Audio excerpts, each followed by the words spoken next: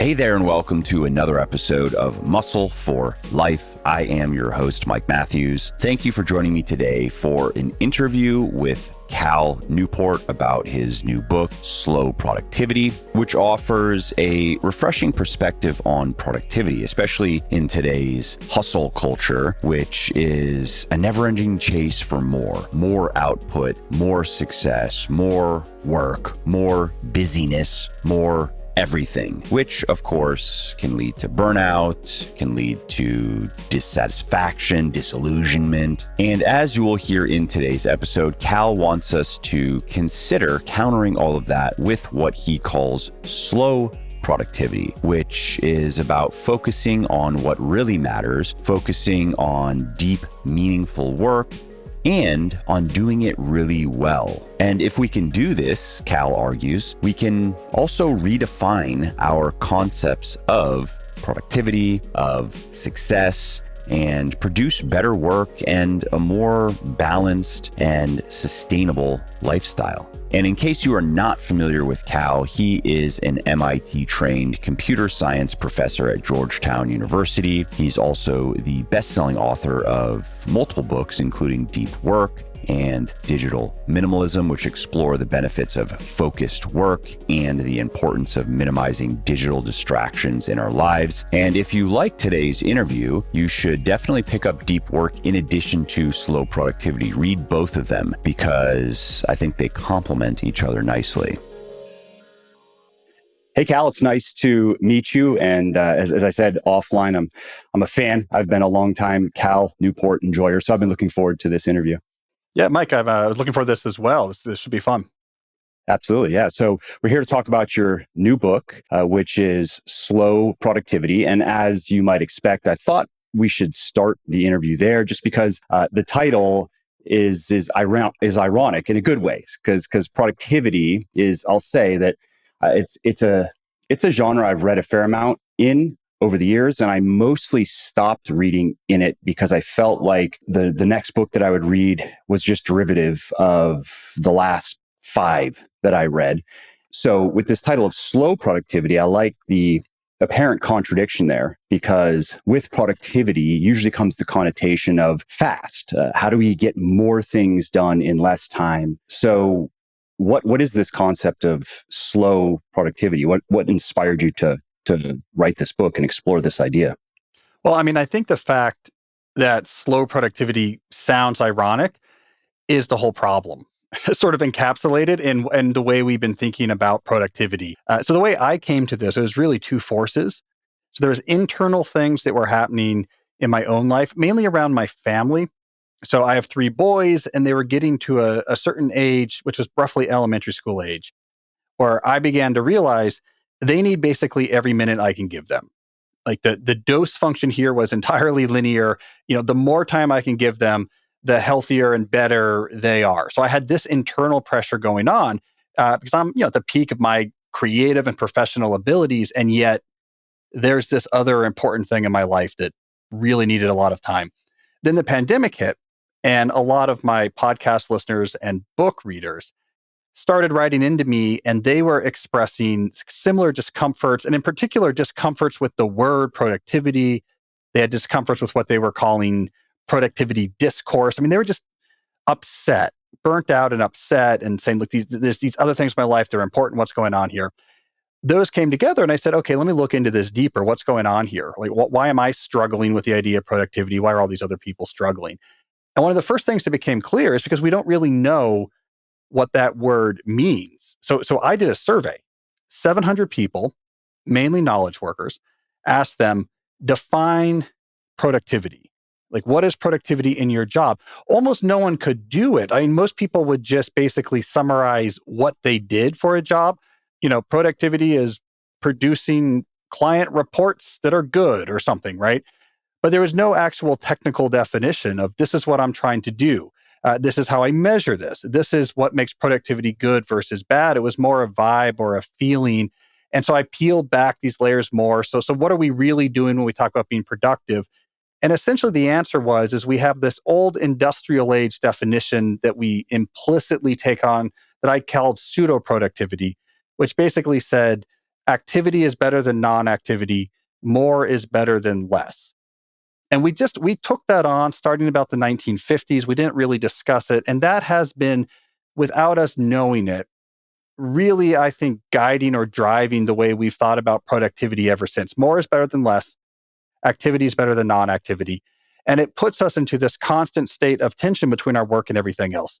Because every minute you're not doing work is a minute in which you are violating the spirit of pseudo-productivity. So you're constantly having to negotiate between your professional possibilities and everything else that matters when you're in a pseudo-productivity regime. So I basically said, that's the problem. Let's blow up that definition. Let's come up with a brand new definition of productivity. Here's my standard. It should allow you to produce stuff that you're really proud of and matters. It should do so without burning you out or letting your life be completely taken over by work. Those were the starting principles I had, and slow productivity is what I came up with that satisfied them. And what do you think is alluring about this idea of more is better and staying busy doing things is better than not being busy? Because there does seem to be some truth. It's not that those propositions are completely false. Would you agree? Well, they're too simplistic, I think, is the problem. I mean, the appeal is simplicity. Where that idea came from was actually industrial manufacturing. So, productivity as a concept, an economic concept, is really well defined. It starts with agriculture, where it was a measure of units of agricultural output per unit of land. So bushels per acre. It was a number you could measure. And you could say, okay, I'm using a new system for rotating my crops. My bushels per acre have increased. So I objectively know this is a better system. And then when we went to industrial manufacturing after the Industrial Revolution, we could measure units of product produced per labor hour inputted as input, right? So we could say, I built an assembly line, and now the labor hours per Model T has dropped by a factor of 10. This is a better way to produce automobiles. The problem with knowledge work, which is what emerged as a major sector, like roughly in the mid 20th century, is that we don't just do one thing. We have all sorts of different types of activities. There is no clear unified system we all use to execute our activities. So we're not measuring how well does technique A work versus technique B. It's more ad hoc and individualized. The key word is autonomy. It's up to you to manage your own workload, to manage your own processes for organizing your work. In that environment, when you keep the same attitude of more widgets is better than less, it doesn't necessarily build the better results. I mean, what it builds to is a lot of busyness. But one of my big arguments in the book is just maximizing activity can actually drastically reduce the quality, the total quality and the total quantity of stuff you produce. It doesn't necessarily produce more stuff, especially if you have a quality threshold. Could you explain more on that point in particular and maybe give a couple of examples that people can relate to? So let's talk about overload, right? So like the first principle in the book says, do fewer things, which I think people, when they hear that at first, they think of this as a wellness suggestion. Like I'm saying, this is a zero-sum game. Yes, this will be worse for your boss or your clients or your company, but you need to take care of yourself. I actually think doing fewer things is a move to be more profitable. It's a move to be more valuable to your boss or to your clients or to your own business. Here's why. So what happens when you put something on your plate? Like, I agree to do something. Well, typically that commitment is going to bring with it what I call an overhead tax, which is administrative overhead that is going to constantly call at your attention. So I have to answer emails about this thing I've agreed to do. I got to do meetings about this thing that I agreed to do. I have to just let some cognitive real estate be dedicated to this thing that I have to do. So what happens as you put more and more commitments on your plate is the total quantity of this overhead tax that begins to increase. Now, more and more of your day is actually spent servicing the logistical overhead of task, as opposed to actually making quality progress on these underlying things you committed to do. So now 50, 60, 70% of your day is servicing important work as opposed to actually doing the work. Now, this feels very, very busy because it is. I mean, you're jumping from call to email to call to email. You're not being lazy, but you're not making very much progress on the actual core task. So if you compare that to someone who says, I'm going to do very few things at a time, but I'm going to do those things well, they have more of their day available to actually work on what matters, which means not only do they produce better work because they're not being interrupted, they'll be able to put more hours into it each day. And if you zoom out to a month or a year, they're probably churning through more actual completed objectives than the person that overloads their plate because they're spending a much smaller percentage of their day in overhead and much more of their day uninterrupted working on what matters. So slowing down your workload is like one key way that you can actually not only just gain sustainability and avoid burnout, but I mean, you're going to produce better work. That's the key to actually doing stuff that matters. And it shows this difference. Busyness doesn't mean productive action forward, especially if that busyness is you just trying to juggle the overhead tax of 10 things you committed to do. None of that activity is really making much of a difference. Writing the report makes the difference. Emailing people, being in meetings about the report, that's just eating up time. So doing fewer things, slowing down your workload is one way that you're actually, I think, going to get more stuff done in the long run. I've found that the general quality of my work, aside, I agree with everything you just said, but even in addition to that, even if I look at the time that I've allotted to various things in the past, when I would say I probably was objectively trying to do a bit too much, even though I could make that work, I still feel like if I compare that to more recent, in the last couple of years, I've taken on fewer projects, and I've found that I think the quality of my work, if I look at it on just like a per unit of time basis, has also increased. And maybe that's because we only have so much mental bandwidth. I mean, you talk about this overhead tax. I feel like though that it's like a process that's always running in the background, and you can't just fully shut it off. Even if you're good at focusing and controlling your attention and doing what you're doing when you're doing it, I have personally found that fewer things, just especially when it comes to creative type projects, just seems to produce better work for the time that I have to give it. Well, you see this in an extreme example in literary novelists, right? So if you look at the work habits of novelists, and I do a bunch of this in the book, they spend 3, maybe 4 hours a day max on a typical day working on a novel. It's very hard, right? Writing novels is very hard. Most of these famous novelists, the ones that win the awards, they don't do much else, right? They don't have podcasts. They're not jumping back and forth with subsidiary businesses. Here's my online course to learn how to write. I also started up like a teaching program at such and such college. They write and they do nothing else. And it's not that surprising, I think, to athletes because they see the analogy to rest and physical activity. But for the novelist, they have exactly the issue you're talking about. I need to just shut down. When I'm done writing, I don't care if it's 1 p.m. I mean, my brain, I just need to shut down. This is hard. It needs to rest and recuperate, right? So it's not that they don't have the physical time, but you're absolutely right.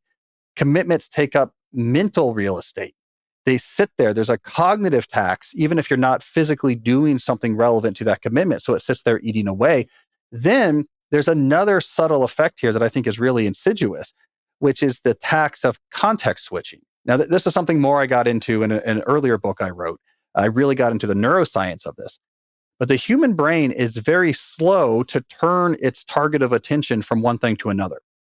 It's just the way we're evolved, especially if we're dealing with abstract symbolic things like you would do in a job, as opposed to concrete physical things like you might encounter as a hunter-gatherer 100,000 years ago. For me to switch my attention from a project, something I'm writing, to a completely unrelated, business email takes a long time. I have to inhibit certain neural networks that are related to the writing, and I have to excite other networks that are related to the email about the write. It could take 10, 20 minutes. So there's a cost, right? What happens is when you have a lot of overhead tax is that it doesn't consolidate. So it's not like I have 4 hours of logistics I have to do today and 4 hours of work. Let me work for 4 hours and then let me spend 4 hours doing logistics. It doesn't work that way because what are the logistics? Well, part of it is back and forth email or Slack exchanges. Those can't be consolidated because I have to send you a response that you have to send back to me, and then I have to send back to you. And we're trying to reach a decision maybe before the day is out. So I have to keep checking my inbox constantly so that we can finish this back and forth exchange before too much time has passed. Or if it's meetings, Your schedule might not be the same as mine. We're trying to find whenever we're both free. So those meetings aren't all going to be consolidated, let's say in the second half of the day. So what happens is you are context shifting throughout the time you're trying to do the hard work. So you're trying to do the creative project really well. And you even feel like you've set aside that time. But you have to check that email inbox once every 4 or 5 minutes because, well, look, I mean, I'm figuring something out with someone and I have to answer their email 7 or 8 times today before we get to a decision. Every time you do that context switch, your brain completely shifts its target of attention. Before it can finish refocusing on the new target, you shift it back to what you're working on. Before it can entirely refocus on what you're working on, you shift it back to the email inbox. And so part of that trade is we make ourselves, in a very literal sense, significantly dumber. There's a real depression in cognitive ability that occurs when you have to keep switching your attention back and forth. So this hidden productivity poison is lurking behind having too many things to do. Part of that trade-off is not just that we're busier and have to do more overhead, but when we're not working on the overhead, we're like 20 or 30 IQ points dumber. So it really stacks the deck against producing stuff that's really going to move the needle, the more stuff we have on our plate. But the demands of pseudo-productivity obfuscate all that. Because pseudo-productivity says busy is better than non-busy, and there's nothing busier than having 15 projects. You always have something to jump to. You always can be getting after it. There's always like something you can like frantically email and hop on calls. So the logics of pseudo-productivity hide the fact that it is really a terrible way to do work that involves your brain. Something else I like about this concept of slow productivity is how it forces you to prioritize better with the time that you do have. And that could still be a lot of time for people who are working a lot and maybe even want to work a lot. And I've found that to be beneficial in my own work. Whereas in the past, I was more inclined to continue doing things that objectively I probably should have stopped. Like there was a reason to start doing it. I was trying something out, see how it goes. Or I started something that made sense in a certain context. And now that context has shifted enough to where I really should just stop doing this thing or delegate it. But it was easier to just keep doing it. And by doing fewer things, though, and by forcing yourself to do fewer things, then hopefully that would lead you to reflect some more on what those things are and try to get at maybe the very important things versus just the urgent things, or to use a concept from the book, The One Thing, which I'm sure you've read. A lot of people have read that book, right? Like what's the one thing that you can do that makes everything else unnecessary or inapplicable or whatever the exact wording is. And even though you can do more than one thing, I think it's still a good concept. Yeah. Well, and I think this brings up a hidden difficulty of slowing down, and I think an implicit driver of being busy is sometimes people don't want to confront that choice. Yep. It's easier to just be frantic. Exactly. And in an office context, it can also be safer. Like in an office context, it's, hey, I am more comfortable with my worth being evaluated in this amorphous sort of gut feel of like, I'm on email exchanges all the time. He answers quickly. Yeah, you see me replying at it's 10:35 p.m. and my reply came through. You see that? Yeah, because that's controllable. You're like, I can always do that. Where if on the other hand, if you're like, no, I'm not doing that, but I'm gonna do this thing that's important. Hold me to it. If I'm not bringing in clients, if this doesn't do well, hold me accountable. Right? That is much scarier because the thing might not do well. And I think a lot of people have this concern too with like picking their one thing, prioritizing. It's like, well, what if that thing doesn't go well? What if I picked the wrong thing? And it's why of the 3 principles in my book, probably the most important because it's foundational to the other 2 ones is the third one, which I call obsess over quality, which is about learning how to do something really well, appreciate doing something really well, trust yourself to do something really well. Without that, none of this other slow stuff works because you don't know what to do with your time when you start doing fewer things. Or my second principle is about working at a natural pace. When you slow and drag out the timelines of accomplishment to be more reasonable, if you don't know what you're doing or love what the quality, have an appreciation for the craft, that timeline will just stretch out to never. Procrastination sets in. You have more of an antagonistic relationship to your work. You see it through the lens of people want me to do too much. I want to get away from it, and I'm mad at my work. Learning to obsess over the quality of what you do best becomes the glue that makes everything else possible. And I think this is often missed. A lot of the current anti-productivity literature that emerged in the pandemic, and I review a lot of this in my book, a lot of it just focuses on the do less part. Yep.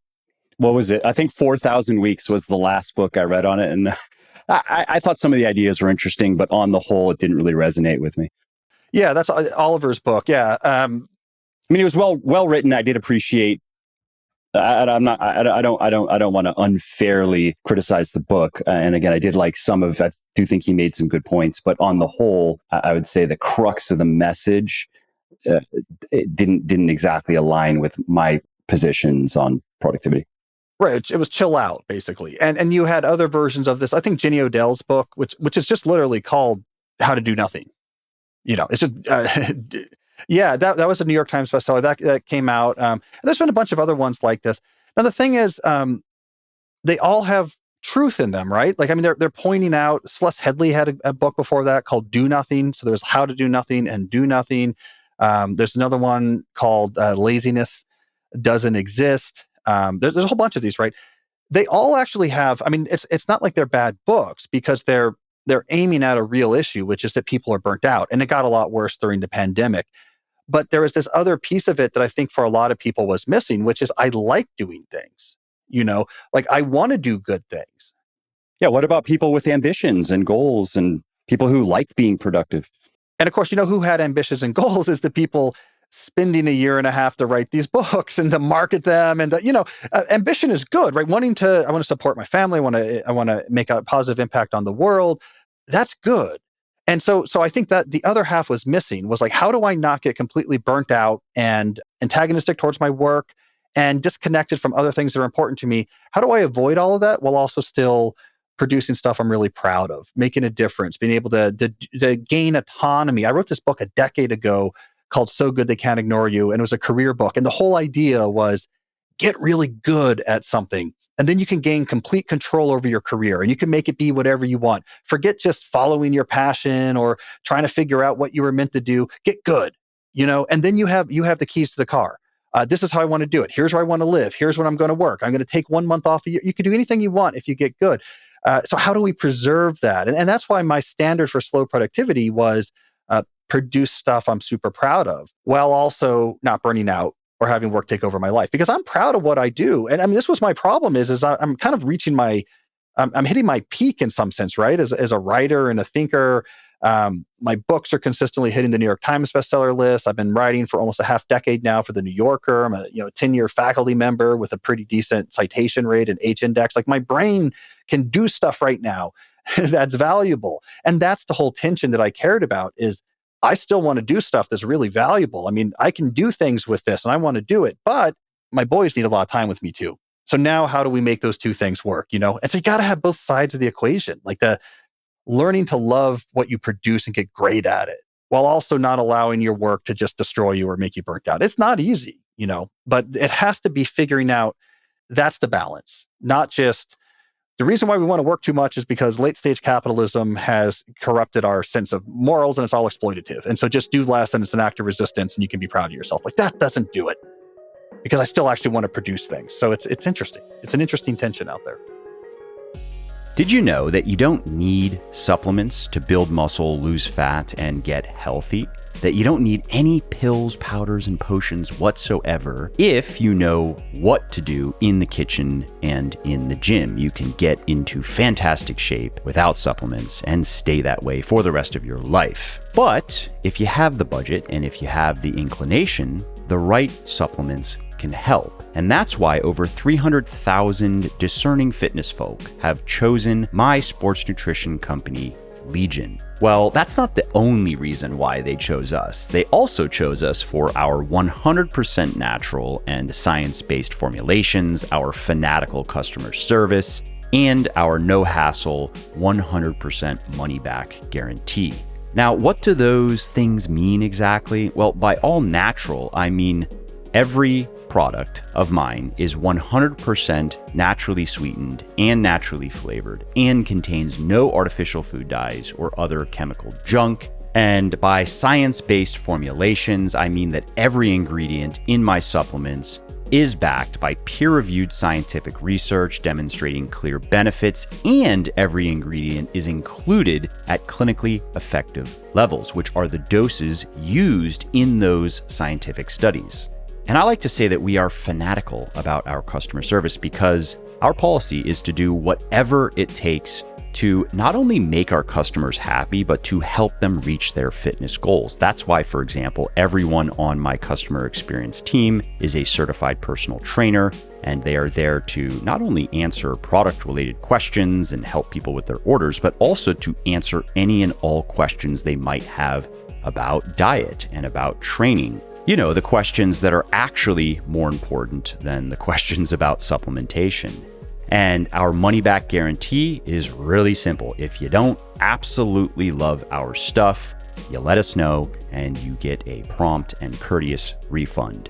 No forms, no return is even necessary. So if you want to add some all-natural, science-based supplements to your regimen that can help you build muscle, lose fat, get healthy, you want to try Legion today, just head over to buylegion.com, BUYLegion.com. And if you use the coupon code MUSCLE at checkout, you will save 20% on your first order. And if it is not your first order with us, you will get double reward points on that order. So you will get 10% cash back instead of 5%. And remember, if you don't absolutely love our stuff, just let us know and we will give you your money back. No questions asked, or we will send you something else if you'd rather try something else. So you really have nothing to lose. Go to buylegion.com now, use the coupon code MUSCLE at checkout to save 20% or get double reward points if it is not your first order, and try my supplements risk-free. Has it been hard for you to reconcile just in yourself and I'm asking this, it may just be oh no, not at all, I'm just curious, just from what I observe. You have, I'm sure, many ideas of all the work related things that you want to do and that you can do, and you know though that you're never going to do all of those things, and you have a family and you have other obligations. And has it been difficult for you to find a balance that you yourself are okay with, regardless of how it appears to other people? I'm just curious. Yes, and actually working on this book helped. You can see the whole second principle of this book is me doing therapy on myself. So it's like, okay, I want to figure this out. You know, this idea, I have more to do than I have time to do. Can I be okay with not doing everything that's possible? And that's what led to this idea of working at a natural pace. And you'll see if you read that part of the book, the initial stories I tell, I open that with stories of people that we look back on and say, that is a famously productive person. Like they changed the universe. And in some cases, literally, right? Like Isaac Newton was one of these examples. Galileo was one of these examples. Marie Curie was one of these examples. Changed the way we understood the universe. You zoom in on how they work, though, they didn't do a lot at the same time. And the things they did took them a really long time. Like Isaac Newton spent most of his adult life working on the Principia, his masterwork. I mean, he got these ideas earlier in life and then came back to it, did other things, came back to it, took 20 to 30 years before he published that. No one knows that. They just say, oh my God, Newton, like he had these great ideas that changed the world. Overnight success. So for a more contemporary example, I went down a Lin-Manuel Miranda rabbit hole. I was like, okay, let's look at his first play. So before Hamilton, he did In the Heights, which people forget, but won like a bunch of Tony Awards, you know? And so I got into what was the process for him to do that play. And so he first writes a version of it in college. You know, he's a theater major and he performs a version of it in college as a sophomore. And it's not very good, right? You can go back and talk to people about it. It wasn't very good because, you know, he's 19 years old. It's 7 years after that until this thing gets on a professional stage. And if you look at his story, I mean, it's he's working on it, but not just working on it. You know, so he leaves college. His dad's like, you should go to law school. He gets a substitute teaching role at a high school. He's writing newspaper columns. He gets really into a freestyle rap group. It was called Love Supreme. Like they would go and do freestyle rap as like performance art or whatever. And he was working on this play. And he would work on it and then do these other things and then come back and work on it some more. And then it kind of stagnated. And then someone came on to the project who like really invigorated it some more. And it was 7 years, right? So you zoom in on one day, like 3 years after Lin-Manuel Miranda first wrote In the Heights. You're like, my God, this guy's procrastinating, and lazy. Look at this.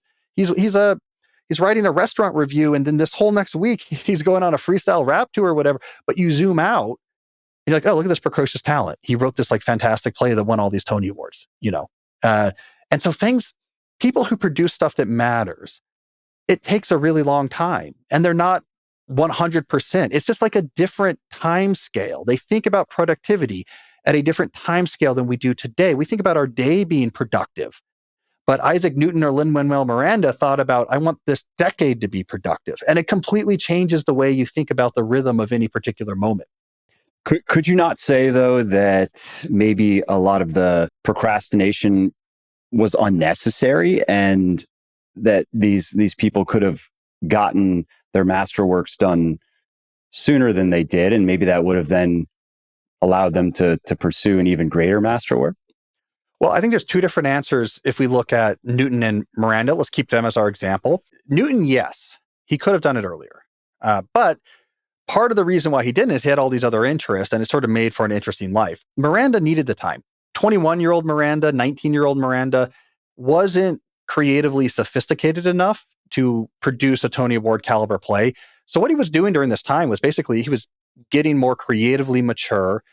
He had this group of graduates, alumni from his school, that they had a theater company in New York, and they would do these readings of it. And then he would work on the script and they would come back. And he wasn't a good, like part of the problem was he wasn't a good dialogue writer, right? So the actual book of the play, the story of the play was not very good. It focused more on this love triangle that was cliched, right? But what he was really good at was the music. He was doing something new with bringing in this hip hop inflection into theater production and these more traditional musical style productions. And so they kind of knew he had something there, but he wasn't good enough yet to really write the play around it. Eventually, they brought in this really good playwright who went on to win her own Pulitzer later on. And eventually it started to get better and come together. But he needed that time. He needed that time. I use my own story, right? Like I'm doing now what I wanted to do in the world of writing I knew when I was 23. I was like, I want to write big idea books that can make a difference. I want to write for the New Yorker. This was my plan when I was about 23. I started writing early. I sold my first book as a college. It was like a Lin-Manuel Miranda story. I sold my first book as right after my junior year of college, right? And so I was precocious in writing. It took a decade. I worked on it just steadily, writing books, making each book better than the last, doing magazine work, just sort of honing my craft, staying really focused on what I was doing. It really took about a decade until deep work finally started catching on and I began to get some traction as a writer. And then another few years after that, before I really, I think, emerged into a fully mature writer, it just took time. It just took time. It took me over a decade of just sort of working on it. But coming back to it, okay, I'm going to take a break. Then I'm going to write another book. And so you don't want to leave it. But also it's not every day. This is what I was doing all day long. When you think about productivity at these bigger timescales, it's just different.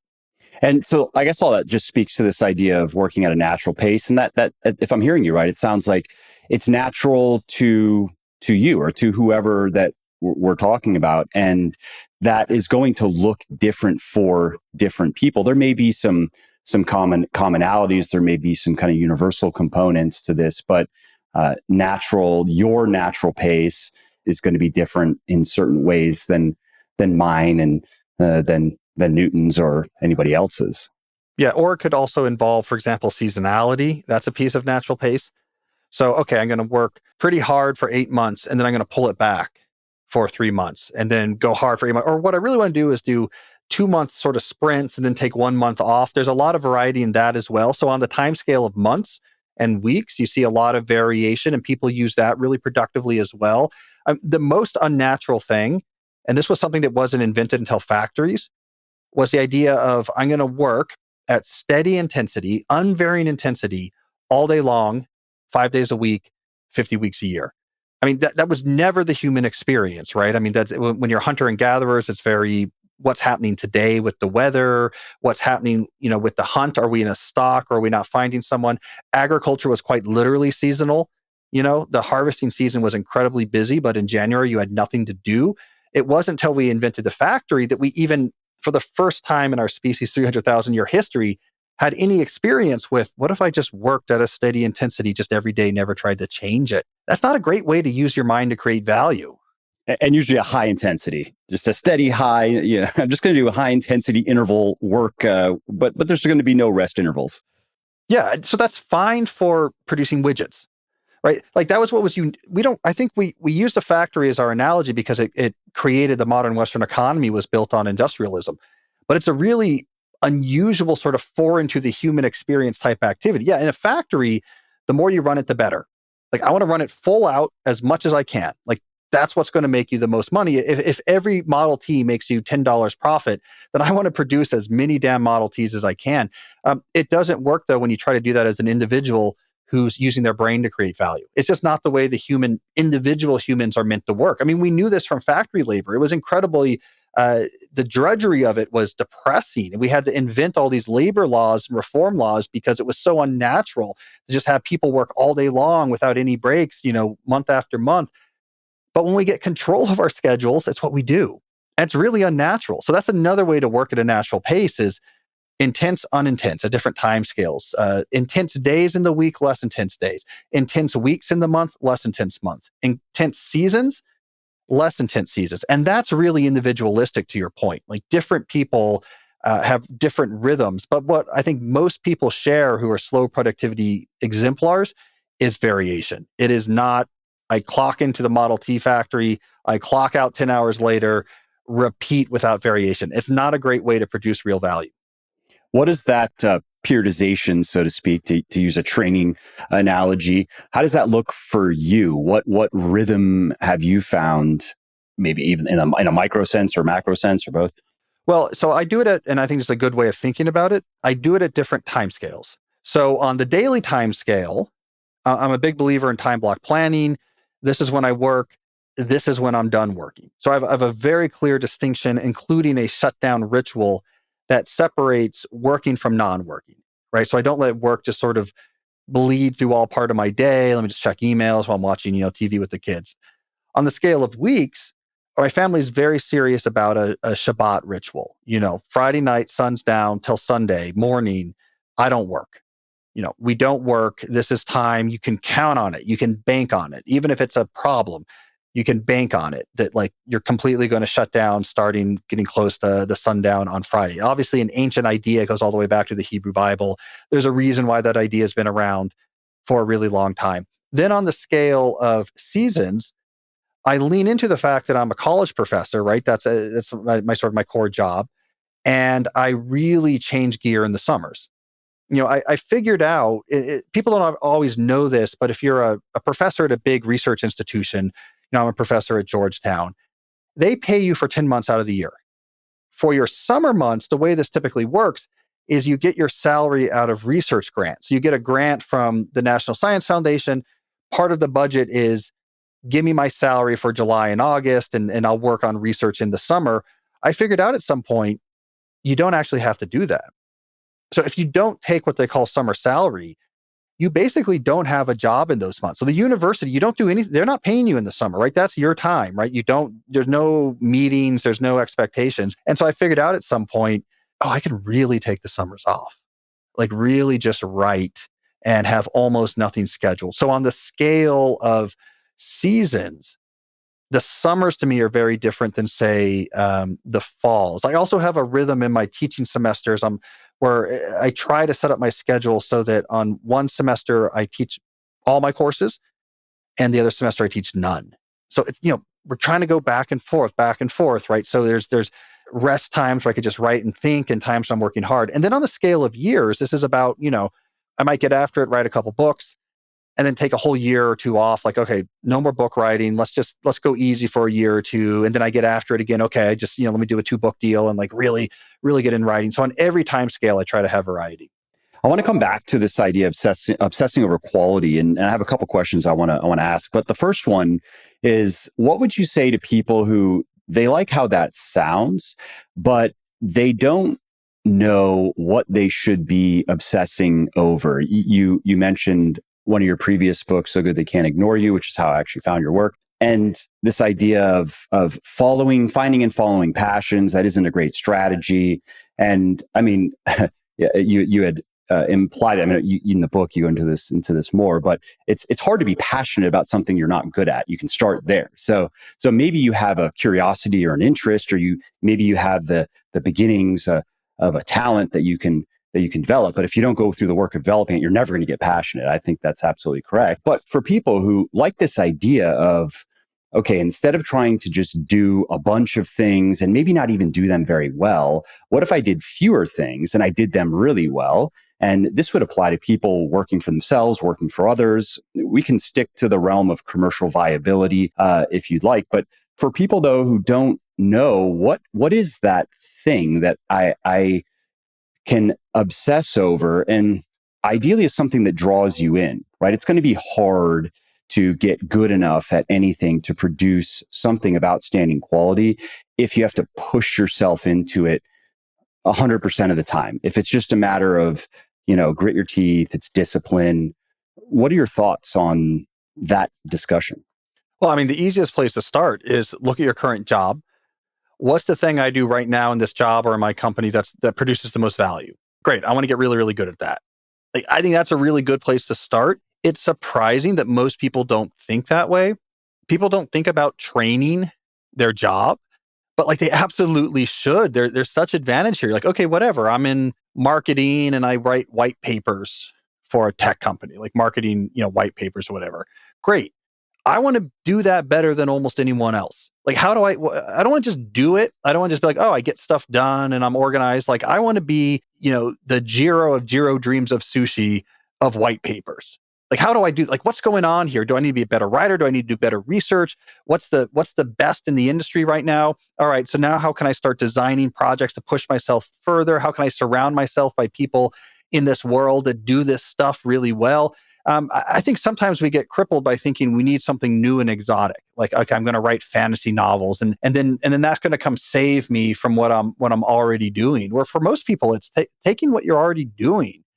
Like, what's the thing that moves the needle, right? I mean, at the end of the day, my clients don't pay me for answering emails or being accessible on Slack. It's how effective is the consulting services I give them? Great. Let's make that really, really good. Like, let me get obsessed about, doing that better and better. So it doesn't have to be exotic. And in fact, if it's more prosaic in the sense that like, I'm already doing this, I already know this is valuable. It's just so much easier to jump in. Like, great. Why don't I stop just doing this thing and start thinking about how I can master this thing? It really makes a difference. And it frees you from the procrastination issue. It's like, this is what I'm trying to do. I do this well. I get a lot of self-respect out of this. I get a lot of value out of this. Then all those concerns about what if I do too little? Or what if I take too much time when I'm trying to work on a natural pace? Those go away because those ideas begin to service your underlying goal of like, I want to do this one thing really well. And so it all starts to fit together. And I've found personally that when I do spend most of my time working on things that align with talents I have and interests that I have and mission elements that I have, purpose, elements of purpose, that I instinctively want to do them. I instinctively want to spend time on them. And in some cases, I have to kind of force myself to stop. I would like to go for another hour on this, but I have to take my son to his flag football practice, or I have to help my wife with dinner because she's tied up in house construction things, or I do have to go do email, unfortunately. And so whereas if in the past, if I've had work that just had to get done, maybe commitments that I even sometimes regretted, like, why did I say I was going to do this? But I said I said it, so I'm going to do it. I'm going to keep my word. The experience was very different. It was, again, something I had to push myself into and just push through it. And there's always a satisfaction of completing something. So at least there's that. It's like doing a workout. Sometimes the workout sucks, but it's always great when you are walking out of the gym. You always feel good after having done the workout. And so just sharing my experience with that's always a sign for me that I've found something that does align, is when I most of the time I want to do it. I find myself thinking about it, maybe, outside of work, and it's not a chore. The chores, they have to get done, but I've just never gotten to where I can trick myself into enjoying mopping the floor for the 100th day in a row. But I think it's important, your analogy to working out, right? Because it's a good analogy because like if you have a meaningful workout routine, it does feel really good when you're done, and it's a big part of yourself and your identity. Doesn't mean that like you're really jazzed to go do it, before it actually starts, right? And so this is another trap people get sometimes. It's like, well, if I really love something, I should just feel a sense of excitement to do it all the time. Where often the stuff that you're really getting good at, you maybe have to get going before that feeling starts to rise. It's like me with writing. I love writing. It's what I want to do more than anything else. Doesn't mean that I'm rushing to the keyboard when a writing session's about to start, because like working out, it's hard, right? I'm like, this is going to be hard. And I have to clear, it takes 20 minutes till your mind is completely locked into what you're doing. And that first 20 minutes is just, this is just hard. It's pulling teeth. So similar, like I don't want to go to the gym and it's cold outside, and it probably takes whatever, 10, 15 minutes till everything's warmed up and you kind of get into that groove. And so that's the subtlety, is it doesn't have to be an activity that you always feel in the mood to do. It should instead be an activity that when you do it, it puts you in a better mood. An activity that you get fulfillment and pride out of it. You're like, yeah, I definitely want to come back to this. Even if like anything else is hard, it's hard to get started. That was a big issue with the whole passion culture, is that people thought, if I'm not excited every day about every aspect of my job, then it's not really my passion. I was like, who told you that this is what work was like?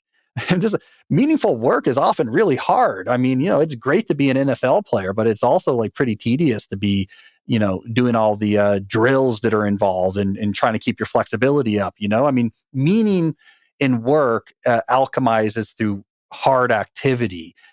It doesn't just give you this constant sense of, I can't wait to do this. I'm always having fun when I'm doing this. Every aspect of this is good. It's more sophisticated than that. That makes me think of research that shows that rewards that are obtained through hard effort are not only just subjectively more rewarding than rewards that are obtained through no effort, but the neurochemistry is actually different. That your brain gets a much larger hit of feel-good neurochemicals when you have to work hard at something to obtain the reward. Yeah, no, I think that's absolutely true. It's evolutionary. So then we get a strong positive connection. So we're more willing to do hard work in the future.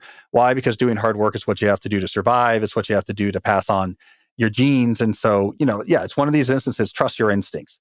That feeling you get after you hit that objective, and it was, hard as hell to get there, and it took you a year of hard work. That's a special feeling, you know.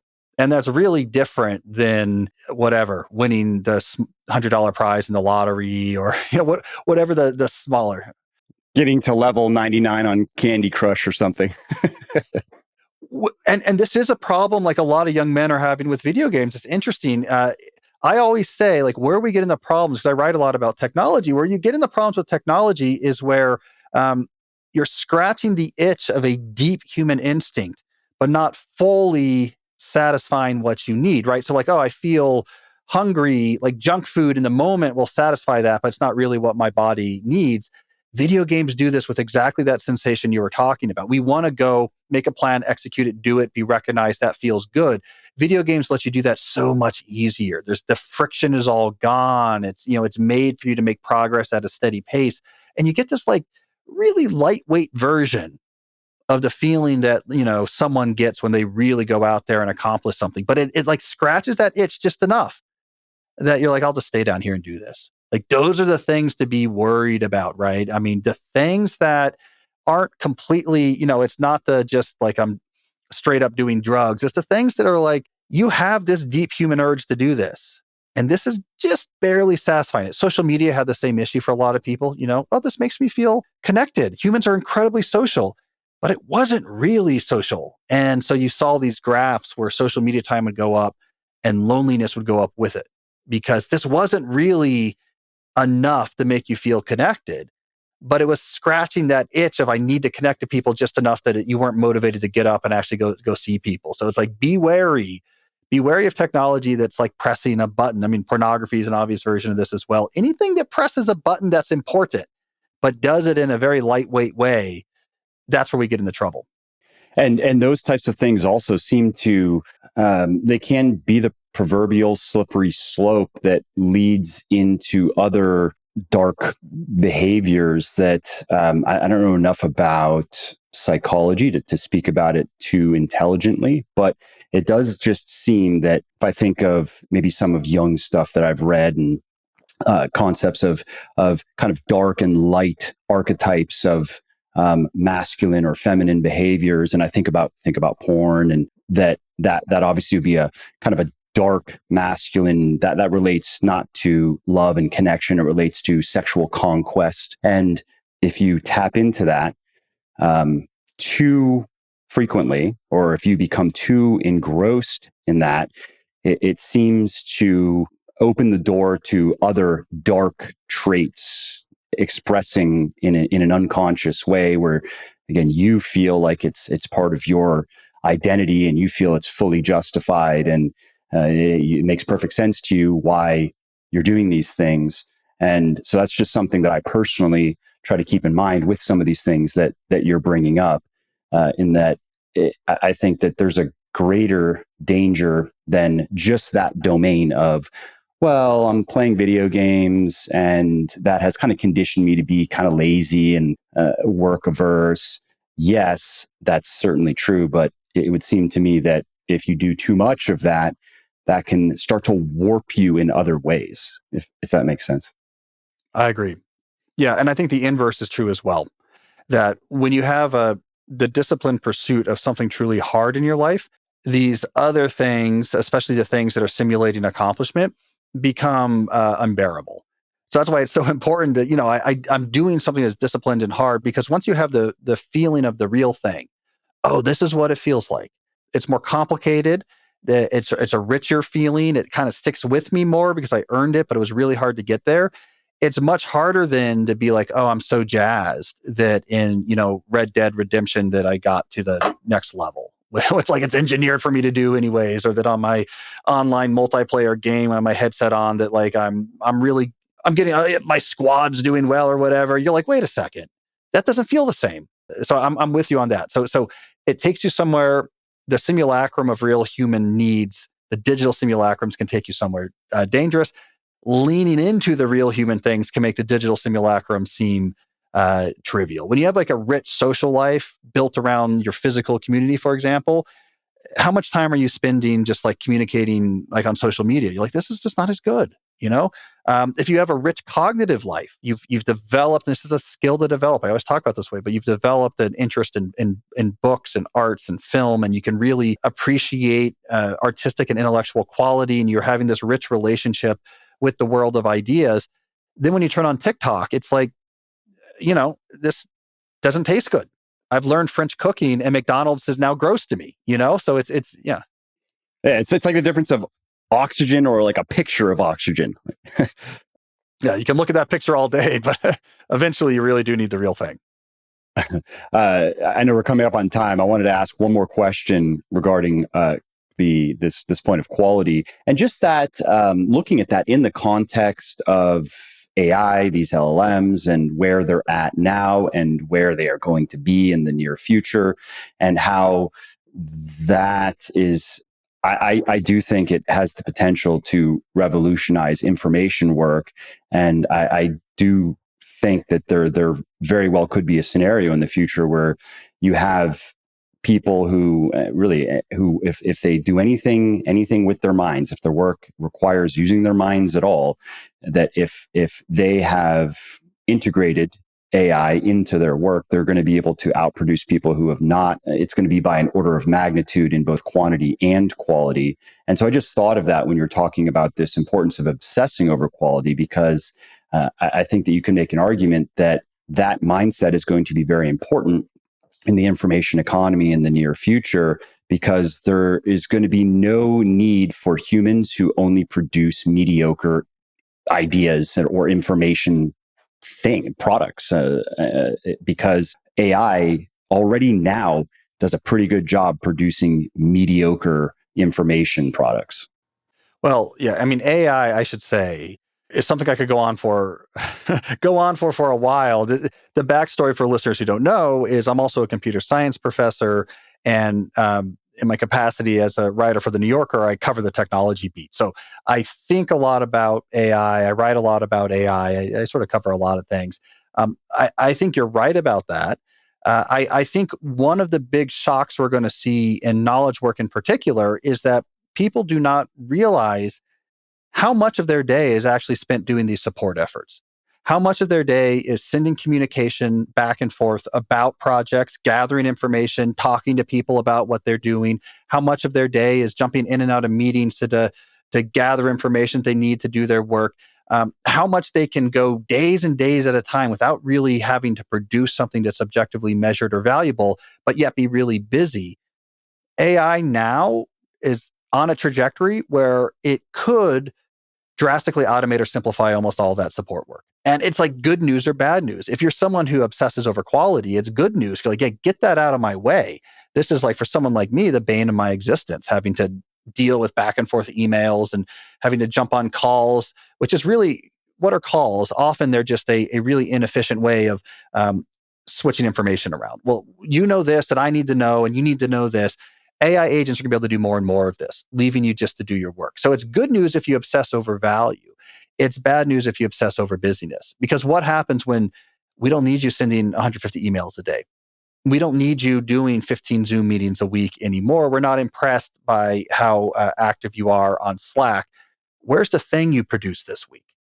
You know, we all will have the equivalent of baseball cards. Well, what is your batting average? Like no hiding, right? That's going to be an economy that's interesting.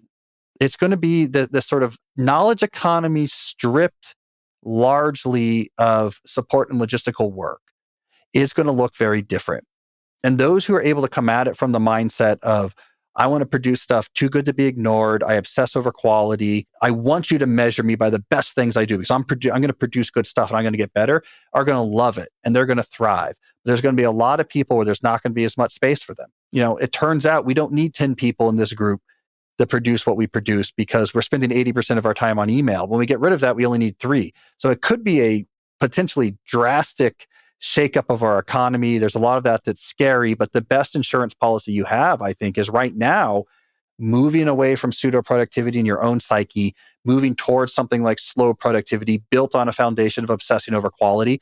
That's going to be the definition of productivity in the future. I mean, that's what's going to really matter. So I think AI, you're absolutely right, has made a lot of these ideas a lot more relevant than they would have been even 10 years ago, where people said, impossible. Like, we're just going to do email all day. How's that ever going to change? You know, I can't imagine how would my work if I wasn't just talking to people at email all day? That's going to change. Not next year, but maybe not 5 years from now, maybe quicker than that. So there's some big shakeups coming. And these type of ideas, I think, will help. I think AI, to not to go off on an AI tangent, but just last comment, will also be able to help with reskilling. And this is something you know a lot more about and have thought a lot more about than I have. I use the tools in my work and I read things here and there. So I haven't given this too much mind space. But another area that I'm personally very excited about with AI is education, and how, I mean, even where it's at right now, and I find it when I'm wanting to learn things, it is very, very useful as a tutor, really, that knows everything about everything. And I think there are going to be some very exciting applications in that area, which can help with reskilling or help people who even want to go, let's say you want to go right now from good to great. Well, that's going to take a lot of learning as well as doing. You can try to skip the learning and just do a lot, but it takes forever to get great, if it's even possible, without at least a balance of theory and practical, I think. And so even currently, people listening, if you haven't started to play around with, I like GPT the most. Claude, I did like until they've nerfed it so hard now that it won't even answer a significant portion of questions for safety concerns. I just canceled my subscription. I use GPT now, and I've been playing around with Perplexity. I find that as an interesting alternative to Google. But for having it as a tutor already, I think it's extremely useful and saves so much time. Think about reading a book and all the questions that you have and your marginalia, and being able to take that to a tutor who just knows everything basically, and who can answer a lot of your questions, point you to other resources to learn more. I'm really finding it helpful. Yep. I mean, it's going to even be in that way a threat to things like YouTube, because more and more of people's interactions with their downtime is going to be, I could watch an interesting person talk about something I care about, but also I have this digital persona implemented by generative AI where I could just talk to it. Like, okay, well, tell me about, I'm interested in this topic, like teach me more about it. Well, can you show me things about it? And there's definitely, the social media companies have that fear that it's more interesting to talk to the smartest person you've ever known, and they're your personal friend, might be more interesting than having like algorithmically curated. So that's also going to be, it's going to be interesting. It's going to be an interesting time. And for those who are intimidated by this technology, you don't have to worry too much. The history of these technologies they're going to be made incredibly accessible because they're so powerful, right? So I don't think the current form that we interact with these models, which is like a chat interface, that's not fundamental. I don't think we've really seen the way the final form factors in which these type of models are going to enter our lives. That was just sort of the opening entry into it. So if that seems sterile or unusual to you, that's not all this is going to be, any more than like the 1994 internet experience where you're on a linked text browser trying to get HTML1 files is not our experience of the internet today. It's going to keep evolving into something that can bring in more and more people. But man, Mike, we could do a whole podcast on AI. I spent all day today. I'm working on an article, an AI article. So I'm like up to my ears thinking about the planning capabilities of language models versus reasoning engines. And my God, we could together, I think we could bore 90% of your audience if we set our mind to it. We could we could really, I have a feeling we could really get into the weeds if we wanted to. I would love to have a discussion with you at some point if you're open to it. Again, it's something that I'm more interested than informed in, but obviously something that everybody's talking about. And I think that most people listening probably can benefit from in some way, and should start thinking about how they are going to integrate it minimally into their work. I agree. Yeah. And that's happening. It's coming. Well, anyways, to shift back to our main discussion, those are all the major points I wanted to speak with you about, and I know we're up on time. And so again, I wanted to thank you for taking the time to do this. I really appreciate it. So the book is Slow Productivity, and I believe we're going to be. It's coming out in about a month and a half. Is that right? Yeah, early March 5th. Yeah, early March. Yeah. So people, if you're listening now, you can go get the book, and I look forward to reading it myself. I've already pre-ordered it actually. So thanks again, Cal, for taking time to do this. And is there anything else that you want my listeners to know about? Any other projects you're working on, or just where they can find you and your other work? Yeah, well, so I don't use social media, but I do have a podcast. Yeah, that's a whole other story. I wrote a book about that too. So that's a whole other story too. I do have a podcast though. It's called Deep Questions. And, every week it's just like getting to the weeds about how we take these big ideas about slowing down, dealing with technology, all the stuff we talked about. And I take questions from my listeners, and we get into it and get practical. So you check that out, Deep Questions. Also, we set up a website, calnewport.com/slow, if you want to read a big excerpt from the book. If you're like, I'm interested in this, but I'm not quite sure, calnewport.com/slow, and you can really dive more into it, find out a lot more, get all the main ideas, etc. So hopefully you'll check that out as well. Great. And also, if people listening don't know, I read on my phone, I read on Kindle, and I find it too efficient to get away from because of the immediate access to a dictionary, a good dictionary too. I like the Oxford Dictionary. And then also being able to search, okay, if I want more clarity on something. But if you read, if anybody listening, if you read on a Kindle, if you buy a Kindle book and you don't like it, there's a period. I've done this before, but it's been a long time. You can refund the book if you don't like it. So if you get 50 or 100 pages into the book and you don't like it, you have, I believe it's not, I think it's a time-based refund window. So if you don't like a book, you can just refund it. Yeah, audio too, I found out. Like on Audible, you can refund Audible. It's interesting as long as it's not. My wife just did it. She started a book and was like, "It's not what I thought." Yeah, so there you go. I read this audiobook myself. So if you if you want to hear the dulcet tones of Cal Newport, that was 3 long days in the studio. But it's author led. That was a lot of fun to revisit every single word I wrote again and again. But it's good. So the audiobook is good. And not be able to change anything though. Because at that point, I'm assuming the manuscript is locked. Like you're finding things, you just have to move on. Yeah. That's definitely a fun experience. Giant quotes around fun. But if you're an audio fan, I read it myself, so it's cool. It's a good audiobook. Awesome. Well, thanks again, Cal. I really appreciate this. Great. Thanks, Mike. Well, I hope you liked this episode. I hope you found it helpful. And if you did, subscribe to the show because it makes sure that you don't miss new episodes. And it also helps me because it increases the rankings of the show a little bit, which of course then makes it a little bit more easily found by other people who may like it just as much as you. And if you didn't like something about this episode or about the show in general, or if you have ideas or suggestions or just feedback to share, shoot me an email, mike@muscleforlife.com, muscleforlife.com, and let me know what I could do better or just what your thoughts are about maybe what you'd like to see me do in the future. I read everything myself. I'm always looking for new ideas and constructive feedback. So thanks again for listening to this episode, and I hope to hear from you soon.